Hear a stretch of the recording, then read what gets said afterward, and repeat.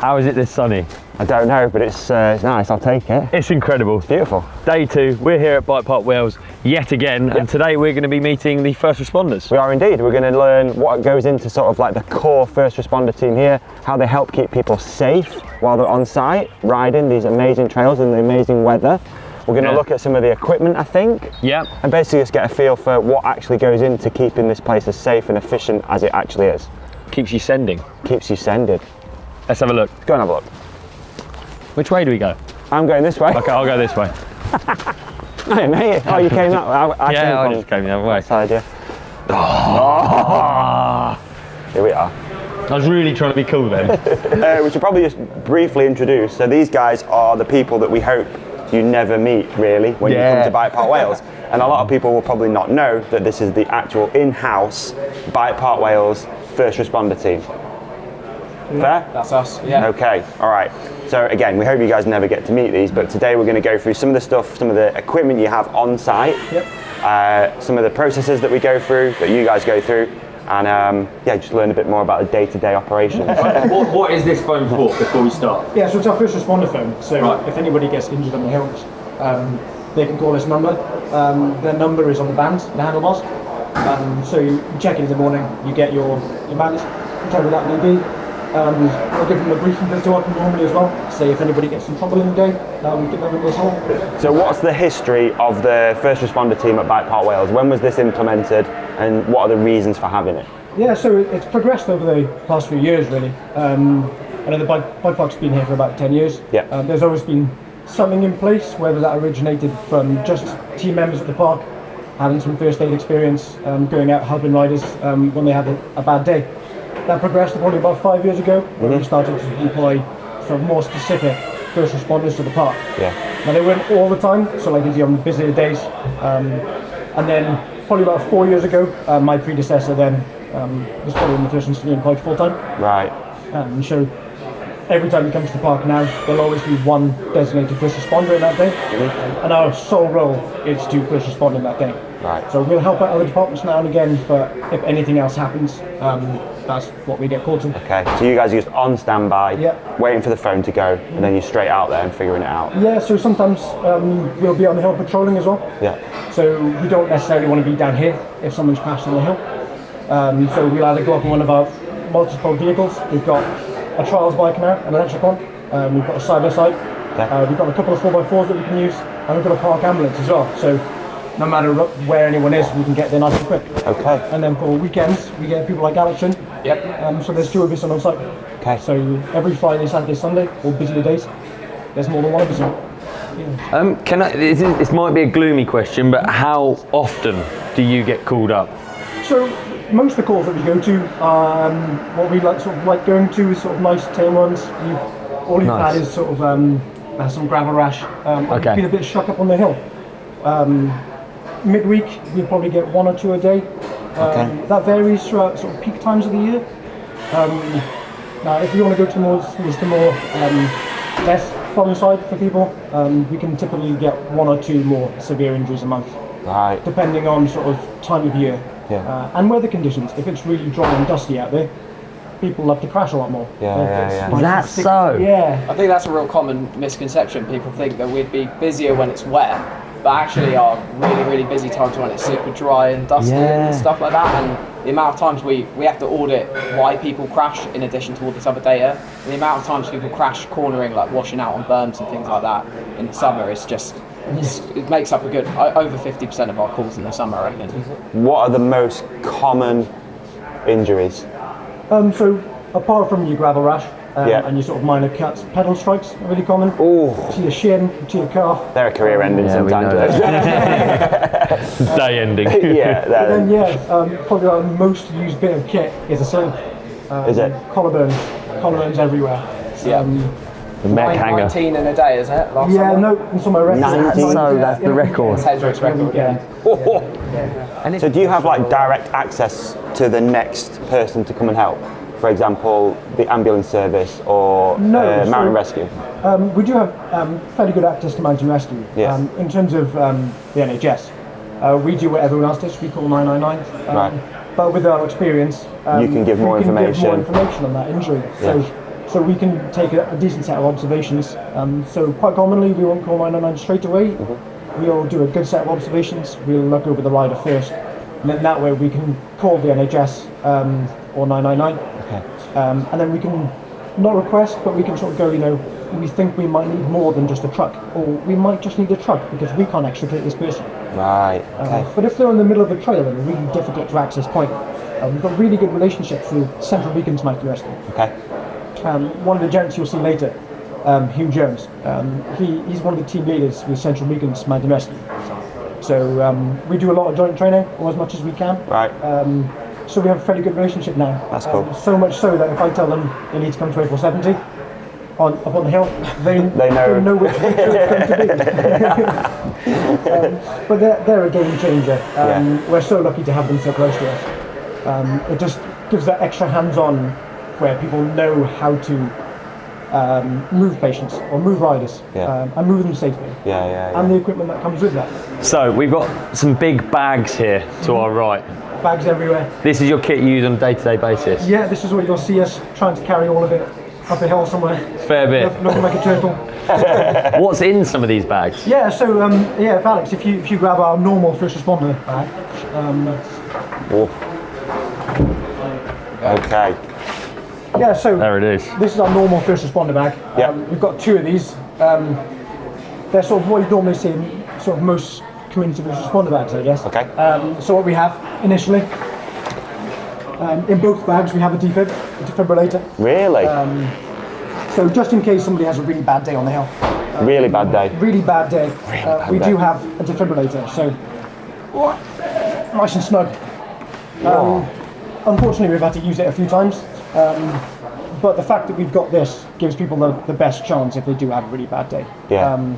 So yeah, that's quite a good bit of kit we have. We've got a bunch of observation kit. What's observation kit? So if someone's injured on the hill, what we want to do is we want to look at their normal processes. So how their heart rate is, what their blood pressure is like, how they're breathing. And with this kit that we have, I'll pop these on here. Yeah. We can do some fairly basic observations, so we can figure out then what else might be wrong with them. Do we need to escalate it? Do we need to monitor them further? Yeah. Say if someone's been on A470, they've gone over the handlebars, they've hit their chest on the floor, what we can do is we can have a little listen to their chest. Okay. A stethoscope. We've got some better ones as well, but this is just for blood pressure. So we can have a listen to their chest. So this is kind of like a troubleshooting kit. Yeah, so if you're going to try and fix your bike, you wouldn't just take a piece off and then try and fix it. You'd want to have a look through your full bike first. Yeah. To make sure you haven't missed anything. Yeah.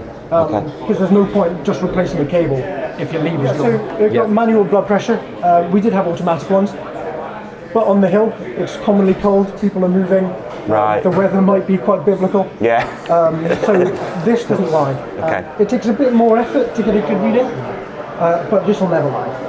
As long as you can use it well, and it won't just give you error sign, which commonly the automatic Yeah. Right, there which you isn't go. helpful. No, not at all. This is genuinely just temperature. Okay. So if you're on the hill, you've been down for a while, you might be starting to get really cold. Yeah. Or if you've had a really bad day and you've had a big cut and you've bled quite a bit, you might be losing a decent amount of temperature with that blood.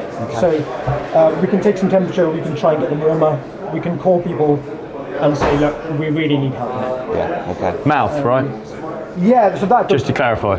no, doesn't go in the mouth, goes in the ear. Okay. Yeah. None of us are getting too excited. And then the last thing we have, which is probably fairly simple, just a blood oxygen reader. Okay. Is Amazing. this a lunch? This is the lunch compartment. Yeah. This is Hendrik's snacks. This is Hendrik's I'll go through a lot of snacks.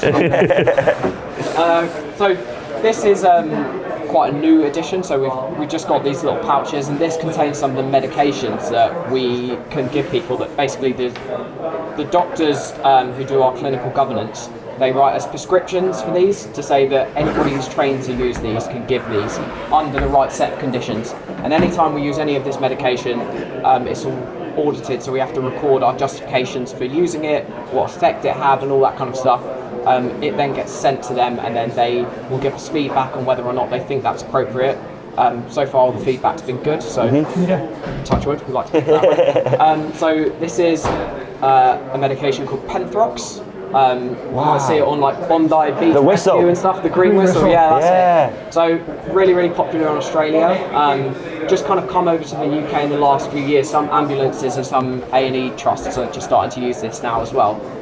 Works really, really, really well. It's like really effective. I think if you ask any of the patients we've given this to on the hill, most of them would be really thankful that we've got it. Yeah. Super simple to use as well, because you basically pour the actual medication in there, give it to the patient, and then they breathe in and out through this charcoal, which stops us from inhaling it as well, because we don't want to be inhaling this whilst we're giving it to them. And So we have more kit in here as well. Yeah. So on the top end, we've got something we like to call a turkey baster. It's a suctionette, so it's a bit like a turkey baster, but you can squeeze it and it'll bring some of the fluid or obstructions of your mouth out. So say if you're choking on a bit of your own sick or a bit of fluid, there's some teeth if you've had not a very fun day, you can get some out with this. Here we have some airways. So we've got NPAs and OPAs. One goes in your nose, one goes in your mouth. Right. Again, probably not having a good day if we have to crash these out, but they're there if we do need them. Yeah. We've got a fairly easily accessible major bleed kit. So here we've got a couple of tourniquets, because you never just want one, you always want a second one at least with you, just in case. We've got a couple of trauma bandages, so we have something called a Russell chest seal. So if you've gone into a tree or you had something penetrating the chest, we need to seal that up. We also need to create a one-way valve system there, so air doesn't come back into that and create some more space in there. And then you can develop something called a tension unit for Birks eventually, see if that goes further. But what this can do is seal that hole up and allow air to come out and not to come in. So you can create that negative pressure and be able to breathe easily. Wow, yeah. And then probably the most expensive thing in this bag sometimes is this. So this is something called Cerex Rapid.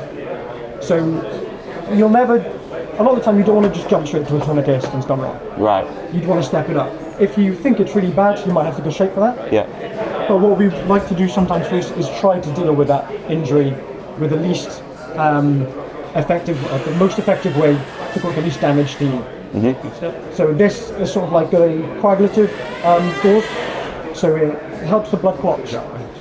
So we can stuff that into the wound at high pressure, and then we can give it a good sort of like 5 minutes, and hopefully then that bleeding would have stopped. We can't take the pressure off after that. We might be able to use a pressure bandage to seal that on. But yeah. That's like tubeless sealant. Like tubeless sealant, almost, yeah.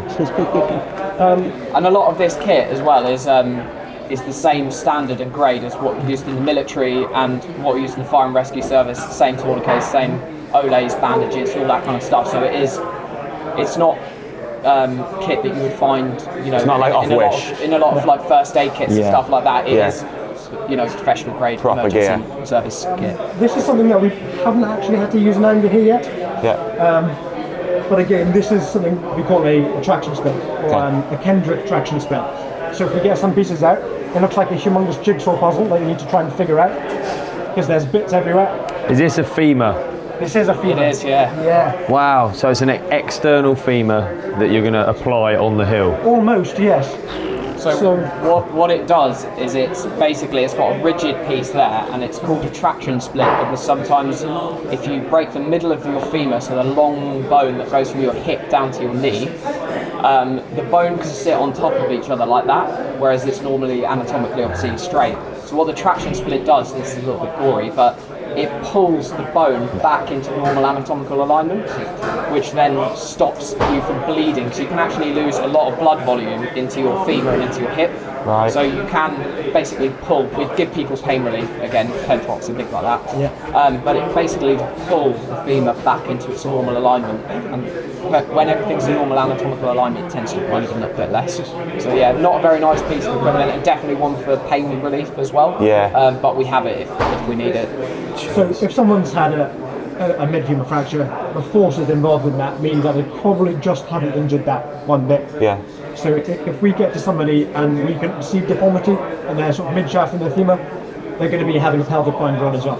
Right. So a pelvic binder is something that goes around your pelvis and it attempts to control any form of bleeding within the pelvis. So what this looks like a big sling. Yeah, like Basically, kidney belt. a big sling that goes around your pelvis. Now what we don't want if you have hurt your pelvis is you just slowly or quite quickly bleed out into your sort of like abdominal area. You can bleed most of your blood volume into your pelvic region. Yeah. So what this does, it's not actually a splint. It can help to hold things in place, but it's not designed as a splint. It's designed as a hemorrhage control device. Wow. So what it does is reduces the area in your pelvis area to bleed into. Right. So it'll go. So the blood would go somewhere else. Yeah. So the blood doesn't have space to go out. Right. So it puts a bit more tension onto them blood vessels and hopefully reduces the amount they go. Okay. And hopefully encourages the clot to form in that area, so we don't have to worry about their condition deteriorating. Okay. One thing that we tend to use quite a lot is in this side. That's why we have it nice and accessible. So this is just a bag of slings. Right. So nice and accessible, we can get them out nice and easily. Believe it or not, some people have quite a lot of issues putting on a sling, and sometimes it can be a fine art getting that comfy. Really? You'll find, even if you put the sling on correct, somebody might not tolerate it. Yeah. So it's trying to strike a balance of where it's comfy for them, or not comfy for them. Sometimes they want it like really high. Some people find that position really nice. Generally, whatever we turn up to someone and it's like an obvious collarbone, generally whatever position they're holding their arm in is what we'll try and emulate with the sling. Yeah. Because they put their hand there because it's comfortable. Yeah. They won't sit in really painful position. So if they're stood with their arm like that, I'll try and start off with slinging it the way they're holding it. Because that's usually their kind of most comfortable position. Yeah, and then we'll just adjust it as they require, needed. really. Yeah. So we've got quite a lot of bandages and quite a lot of sort of wound care. So in here we've got some gauze, some saline some saline wipes and some saline as well. Do you see many cuts? We see quite a lot of cuts. Yeah, Right. it's probably one of the most. It's probably more common than holiday. Really? I just don't ever associate mountain biking with cuts, but I guess you probably should. No, It's just so- me personally, I just don't. If you're not wearing your knee pads, Yeah. wearing your elbow pads, Yeah. even if you're wearing your knee pads, sometimes you can get a good laceration, and that laceration might not be coming from something that's cut it. It might be the force of that impact that's teared the skin. Oof, yeah, okay. Pedal Or- strikes as well, Yeah. they're like really common, especially like on the back of the leg, because even if you're wearing like decent knee pads, a lot of them have got not that much cover on the back. Yeah, So especially in the summer, people wearing their shorts and stuff like that. If your foot slips off your pedal front ways, you can easily get yourself a pretty decent cut. Or we had somebody who'd come off on a trail quite close to the centre. He'd gone over the handlebars, but his thigh had hit his handlebar, and it had torn a decent 5-inch laceration to his thigh. And there wasn't much bleeding at all, but to give mountain bikers their due, he was popping a wheelie coming up to the centre, and then just walked in with a big hole in his thigh. Get a lot of people like that, very, very hardy people who, like, even though they know the number and they know, Yeah. it sort of explains to them, they will like hobble down from the top of the hill all the way down here, and then be like, oh, and basically collapse into the first aid room. This is the first bag, by the way. This is the first bag. We won't spend as much time on it. So yeah, just some stuff to keep riders warm. A lot of heat packs, a lot of blizzard blankets. Right, If you're on that hill for a while, you can get quite cold quickly. yeah, And then that can become more of an issue than your engine. right, So if we're waiting up in that hills in a lot of rain and a lot of bad weather, or even if it's just cold like today yeah. and wet like today, we'd have to probably use a lot of heat packs and a couple of blizzard blankets just to try and keep it. Okay, So this is a bag valve mask. So this just helps with breathing. So if you haven't struggled or you're struggling to breathe, we can assist breathing slightly. More so towards if you've had a cardiac arrest or something. This is quite good for us to be able to sort of introduce air back into your lungs. Say if you're young, the most likely thing to have caused that for you is to be hypoxic. right. So the best thing we can do for young people, if it does happen here, is give them some oxygen first, get some air back into the lungs. That gives them the best fighting chance. This is everyone's least favourite piece of kit here, Okay, because this is what you're going to look at and go, please, not my 800-pound armour. We don't like cutting people's kit off if we don't have to. Yeah. But sometimes we have to be with you. yeah. So yeah, if you ever see us cutting them off, it'll normally be followed by, sorry, sorry. I'll do it along a seam so you can stitch them back together after, yeah. And also, if we don't oftentimes the ambulance crews will, and if they don't, A&E definitely will. Yeah. So unfortunately, sometimes you have to say guys, you're brand That's new. brilliant. Brand new 50-to-1 jackets and stuff. Oh, Troy Lake. I think my record is about £900 off something. Is it? Yeah. So this is one of our other bags. So this, you can see there. This has got our Enox and Oxygen. So Enox, some people call it gas and air. It's a pain relief that we can give as well as Penthrox. Again, we go through quite a lot of this in the summer, particularly collarbones and stuff like that. And supplemental oxygen as well for people who are having difficulty in breathing, or maybe their oxygen saturations are a bit low, or they've sustained multiple injuries, so called polytrauma patients. So if they've sustained multiple injuries, or we think they might have a bit of an internal bleed or something like that, we'll give them some oxygen, so that helps their blood to clot, basically. Right. And in this zippy part here is all of the kind of attachments for this. So it's got mouthpieces for the Enox, different oxygen masks for the oxygen, so we can give different concentrations of oxygen. And then in the side of this bag, we just keep another Penthrox as well, and another set, basically all of our medications. So we've got one in each bag, another set in this bag, so we'll never be in a situation where we're on the hill and have run out, basically. Oh, yeah. Never enough pain relief. Do you take Basically. everything to every call? Everything. Wow, yeah. Because you don't want to be up on the hill, especially if it's somewhere really hard to access. So in the south side of the hill, so places like the top of Routes Manoeuvres, Terry's Belly, things like that. Be really far away from the centre, and then get to something that you think is something and it turns out to be something else. Yeah. And not have the kit that you need. Don't do That's Deliveroo really up there, do they? No. No Deliveroo. Very hard. Especially if you're on your own, I'd just bring absolutely everything. I bring the whole lot. So yeah, we look like a pack mule going out there, 17 bags on. But It's better to have too much. Yeah. looks a bit extreme for riders. They're sat there like holding a wrist, and we turn up with 20 different bags. But yeah, there is method in the madness. So this is called a Rego Shelter. It's basically like a big inflatable tent. So we've all seen people out on mountains where they have the shelters. Yeah. Where you have to stand inside and hold it open. Well, it's not too convenient when you're trying to sort of like help somebody and the weather is biblical, which it typically is in Merthyr. Right. This inflates, so we've got a pump. It blows up to a nice big sort of workable sized tent. And the bottom is cut out. So you can just place it directly over somebody, you shouldn't have to sort of get them inside. Wow. Gives us room to work on. Just getting away from the elements, yeah. Definitely, yeah. Right. So it may seem like it's a lot of stuff to carry, but if you're out on that hill and you're up on there for about 6 hours waiting for an ambulance, Yeah. it's a game changer. Yeah. What's this one? Is this another member of staff? Yeah. This is our next first responder. This is Paul. This is Paul. You alright, mate? Open up. So this bag is basically full of different splints. So some of them are really, really big because they're splints that we use to immobilise like long bones and stuff like that. So that's why they're so big and bulky. We have things in here like these are disposable head blocks. So with people who might have sustained a neck injury, you can use these to immobilise their head. We've got long splints for like the legs, and then whole kind of vacuum splints. So these are quite flexible now, but when you pump the air out of them, they go really stiff. So they help to immobilise riders' injuries. And again, stuff to keep them protected from the elements. These are like roll mats that you might take camping. So if someone's lying on the floor, they can lose a lot of their heat into the ground, especially on a day like today when it's really wet. So we might pop these underneath somebody, again, just to keep them warm, really. So this will go underneath them, foil blankets. The shelter, you can keep them fairly warm even on a really, really cold day. So that all goes up as well.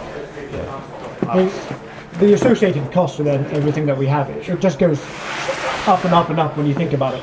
Yeah. The phono splint, so the vacuum splint that we have, we haven't always had that, but then it becomes difficult when you don't have them sometimes. If you do need to move someone off the hill, and they've got, even if it looks like a simple ankle fracture initially, and then with mountain rescue we go to move them with other clinicians as well. On the way down the hill, if that becomes an open fracture, and it becomes a bit harder to treat, and a bit more sort of time can need a bit more time to sort of like be able to work things out. Okay. Whereas the vacuum splint, it can go around that in any position you want it to, and it can keep that nice and solid. So you don't have to worry about it bouncing and moving or having more pressure and everything, don't you? So it's a really useful bit of kit. Yeah, I mean, everything seems like it's got a use. It sounds really stupid, but there's so much kit there. To hear what everything does is really cool. Yeah. I mean, you look like you're moving house right now. Right, here we go. Welcome, please knock. Hello. Wasn't expecting you. What are we got in here? Welcome to our humble abode. Welcome to the surgery. Yeah. Look at this. Oh really? We're going to end up having a tooth extracted or something? Yeah, 100%. So this is our sort of like little quiet area where we can bring people in if they've come down to the centre. Yep. Give them a bit more of a formal assessment before we send them off anywhere they need to go. It's also where we have a bit of a hub. Do my paperwork in the corner and my little desk. And then the kit was obviously stored around. Yep. And this is probably one of the most useful things that we have. It's a big map of the park. Over the years, things have been added to it. So some trails are drawn in Sharpie. But we've also got marker posts everywhere on this map. So you can have a little look down, you can see marker posts. And then you can see all these black little lines across. So these are all access points that can be accessed by ATVs and quads. Okay. Got you. So this is literally your map of the park. It's separate to the normal map of the park. This is how you get around. So it takes quite a long time to learn the hill fully. So you need to be out on the hill. You need to have a sort of photo of this map and go around. But that still doesn't account for being out and riding certain things. Yeah. I had a gent come off down the bottom of Terry's belly. He'd broken the top of his femur. And all he would tell me was that he was on a blue trail, which doesn't help because there's quite a few blue trails.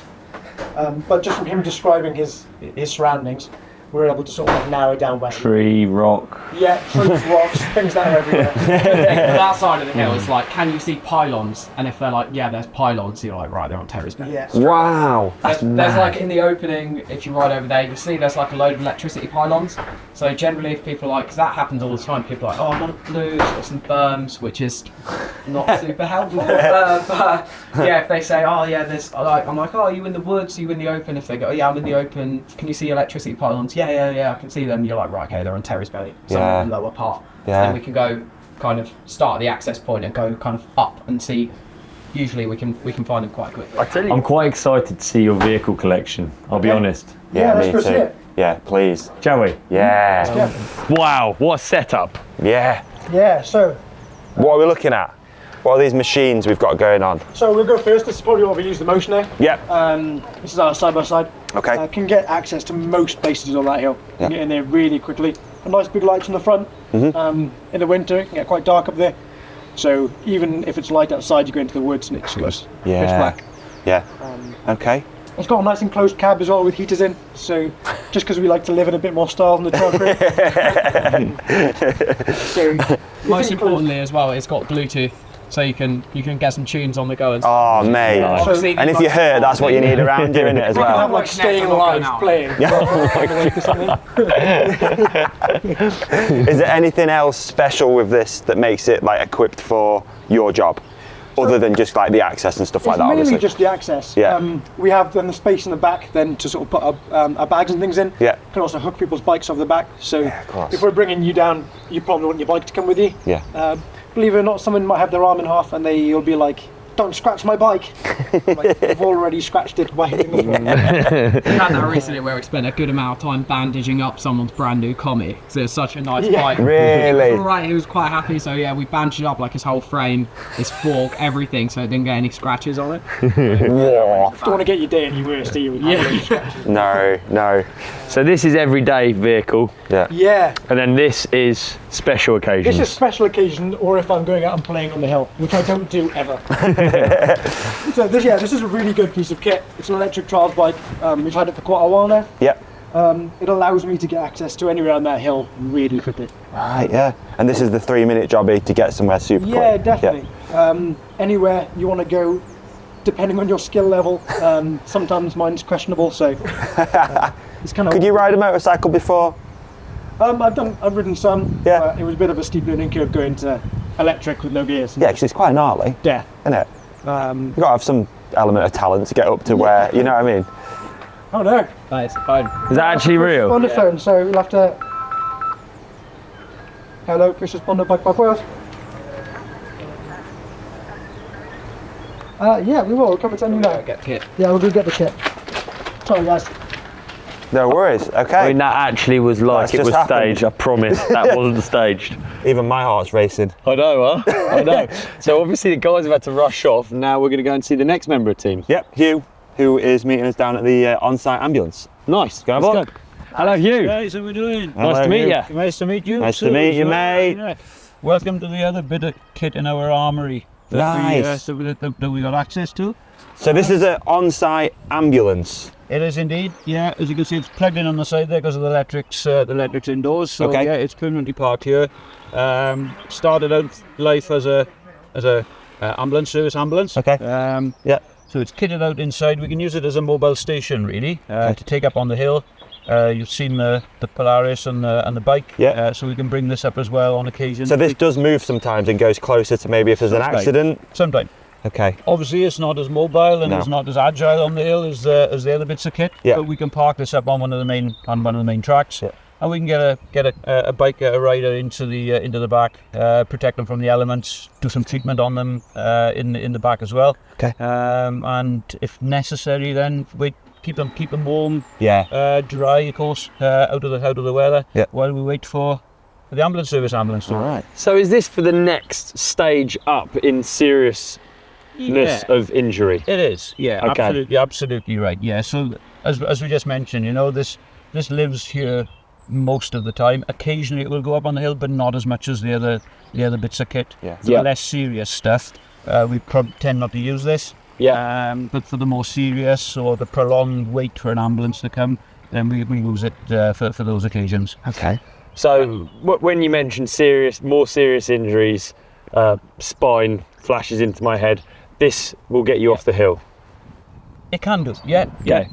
So yeah, serious stuff like neck, spine, anything lower body where a rider won't be able to walk. Okay. If somebody does their shoulder or their collarbone, yeah, we can strap them up and put them in a sling. But they can still walk themselves to a different vehicle. Whereas the more serious stuff, we'll get them in this and get them flat. Usually stretcher cases, I would say, we would classify as. Okay. So if anybody needs a stretcher, we can carry them into the back of this. Can you give us a tour? Do you want to have a look? Yes. Come on. Dude. Nothing much to see them. Yeah, so as I say, standard stretcher for the vehicle, clipped in. So we'll get a rider on there should they need it. And we've got bits and pieces of various supplies. Again, the same sort of stuff that you would have seen up in the room, and in the kit bags. So we got sort of backup pieces of kit in here as well that we can dip in and out of. Okay. We've got a scoop stretcher, which we'll use for getting somebody off the ground. If they're within close proximity to this, we can use this to carry them straight in. If there's any distance involved, as we know, the trails are not flat. There's steep ground, slippery ground, tree roots or steps, everything. So if there's a lengthy stretcher carry needed for a stretcher case, then we'll enlist the help of our local mountain rescue team on occasions to help get from that really precarious position back to a relatively stable situation where this vehicle's parked. Okay. So am I right in thinking you are also part of Mountain Rescue? Yeah, I am. You are? Yeah. Okay, so how does that work and how does it, how's the thing with BikePark Wales come around? Mountain rescue throughout the whole of the UK is voluntary, so we all do it as part of our spare time. So when I'm not working here, I'm on call with the rescue team. And sometimes I'll turn up here in a non-paid capacity in my red jacket instead of my black top. Okay. Because you're not on shift here, but then Mountain Rescue gets called in. So you, If it's okay. a day when I'm not working here, it might still be a day where the mountain rescue team gets called. In which case, I'll turn out as a rescue team volunteer rather than a bike park employee. So how does that work then? Do you have a station that you go to as a volunteer, or you just? Yeah. Okay. So we have conveniently located and purely coincidentally at the top end of Merthyr Town is where the rescue team base is. So in there are 2 4x4s fully kitted for rescue work, ropes, belaying systems, all that sort of stuff, the technical stuff as we call it. Okay. And the medical equipment as well. And so similar sort of medical stuff to what you've seen here, with a few differences. Primarily the team is kitted and equipped for responding to things like the Brecon Beacons National Park and other areas of wilderness rescue, shall I call it. But very adaptable to working here, because essentially the park is on the side of a mountain. So we'll have a rider down, a rider injured. Essentially, it's a person on a mountain that needs evacuating. Yeah. So the principles that we use in the rescue team apply really well here, and as a rescue team, we work really well together with all the bike park staff. How are some of those things? What sort of things do you work together on?